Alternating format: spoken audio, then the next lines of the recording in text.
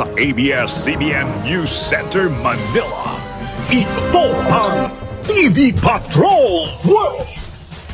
Ito ang isinambulat ni Lieutenant Colonel Achilles Sigumalian noong standoff sa Marine Headquarters noong isang linggo.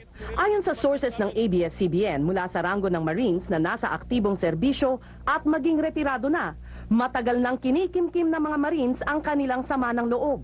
Nagsimula ito sa pag-recall sa Maynila, 2 araw matapos ang eleksyon noong May 2004 kay dating 1st Marine Brigade Commander Francisco Gudani, ang command na hinawakan ni Colonel Ariel Querubin kamakailan. Ang ipinalit ay si Colonel Gomiendo Perino ng Army. Ayon sa sources mula sa Marines, 13 ng Mayo, 3 araw matapos ang eleksyon, sa isang command conference dito sa Signal Hill sa Camp Ranao, headquarters ng 1st Marine Brigade, inutusan silang mag-special ops para kay GMA. 3 battalion commanders ang nasa pulong at nag-walk out sila.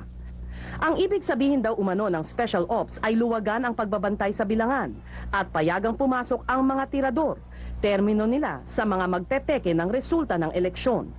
Ang ulat na ito ay minsan ang kinatigan ni Senador Rodolfo Biazon, pinuno ng komite na nag-iimbestiga sa Garci tapes. Ang problema ayon kay Biazon, wala raw nais lumantad sa takot na baka sila balikan.